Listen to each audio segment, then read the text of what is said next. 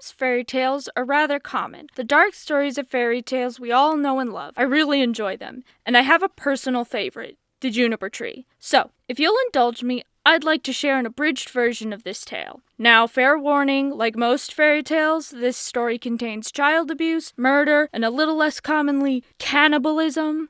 So, if you'd rather skip this story, this is your time to leave. Okay, everybody ready? Let's go.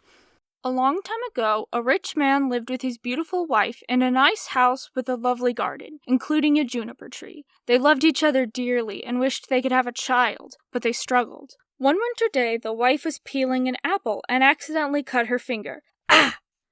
Her blood fell into the snow, and she made a wish. If only I had a child as red as blood and as white as snow. Side note, this is a quote from the copy of the story I have, and I'm assuming that it's the whole lips as red as blood and skin as white as snow, but I'm not 100% sure. Anyway, she spends a lot of the year hanging around the tree. So much so, she told her husband that if she dies, she wants to be buried under the juniper tree. Then she gets pregnant. Yay! She gives birth to a son and is so happy she drops dead. Whoops.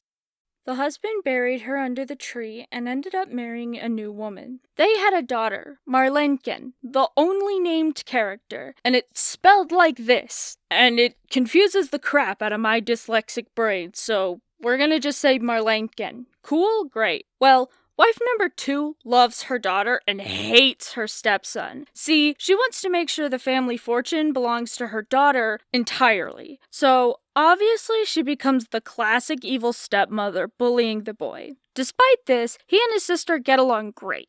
One day, Marlenken went to her mom and asked for an apple. Of course you can have an apple. Can brother have one too? Yes. Yes, of course, but, you can't have one before him. So, Marlenken goes outside to play and wait for her brother. The boy gets home from school, and the evil stepmom struts up to him with a great proposition. Son, would you like an apple?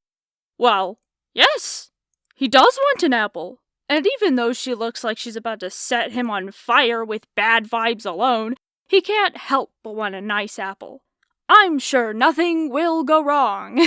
So, she takes him into the kitchen to the pantry, a big wooden box with a very heavy lid and a sharp iron lock. She lifts the lid for him and gestures for him to pick an apple. Well, that's not good. And obviously she knows killing her husband's son probably won't go over well with said husband, so clearly she needs to shift the blame. Good thing she has another kid lying around. And with that thought, a plan is set in motion. She sets the boy's body on a chair by the front door and ties his head back on his neck with a white cloth. A red cloth. And sets an apple in his hand.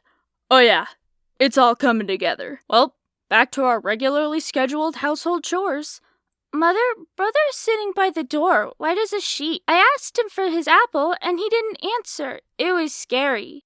Well, ask him again, and if he doesn't answer, slap him in the face. Brother, I want that apple.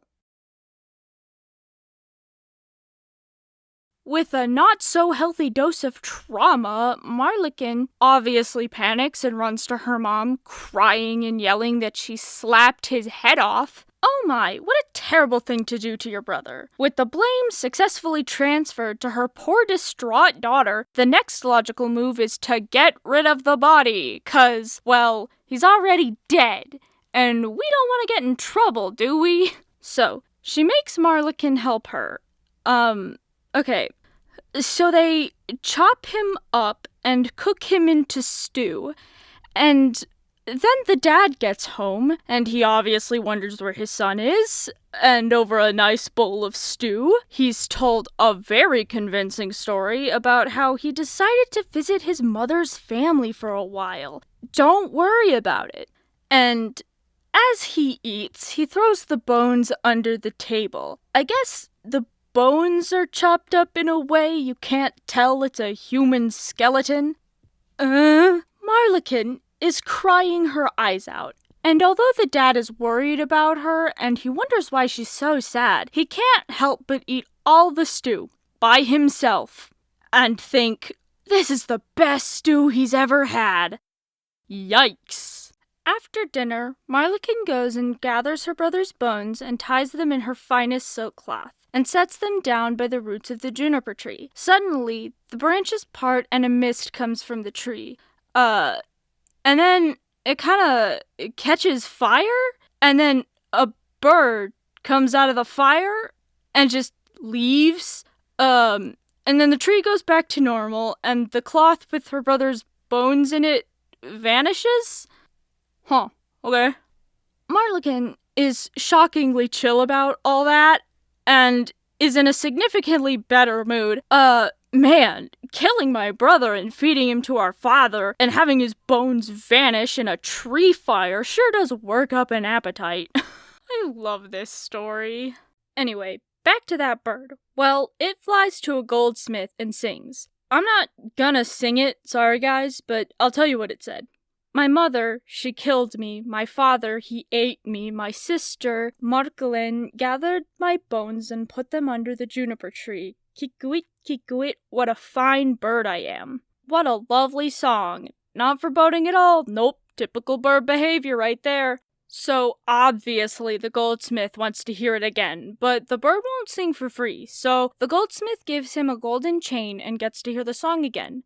Yay! Next stop on the bird's musical tour, he heads to a shoemaker, and he sings a song, and when he's asked to sing it again, of course he wins payment. So he gets a pair of fine red shoes. Great! Off to a mill. And you guessed it, he sings, and the workers want to hear it again, and he wants payment, so they give him a millstone, and he sings and leaves. So, this bird with a gold chain in one claw and a pair of red shoes in the other, and a millstone looped around its neck, heads back to the house. That's a strong bird! Anyway, he lands on the roof and sings his song. The family hears it. The father finds the song wonderful and he must hear it again. Marlikin is reminded of her brother and starts crying, and the mother is struck with a bone-chilling terror. I wonder why. The father goes outside to hear the song again, and the bird drops the gold chain around his neck and sings him the song. Oh boy, the wonderful bird outside gifted me this golden chain. Marlikin, wondering if the bird will gift her something, goes outside and gets gifted the red shoes and is so happy, running inside to show her mom and dad. The wonderful bird outside gifted me these shoes and washed away my sadness. So, clearly when a bird is giving gifts and is singing about your crimes, you should obviously investigate, 'cause who knows, the bird might have a great gift for you too. Or murder. Yeah, birds can really hold a grudge. In the house, the father and Markelin are wondering what that gross squishing sound was and go to check it out. They find a fire that quickly goes out, and standing there, shockingly uneaten or beheaded, is the boy. And they all go inside and sit at the table and eat, never to bring up the squished and probably slightly burnt body of the woman on their porch. And that's the story of the Juniper Tree. A story of family and murder and selective hearing, 'cause no one talks about the song the bird sings. Not even the stepmom, she's just overwhelmed with a sense of dread and can't figure out why. And the dad never realizes he cannibalizes his son. You just gotta love fairy tales.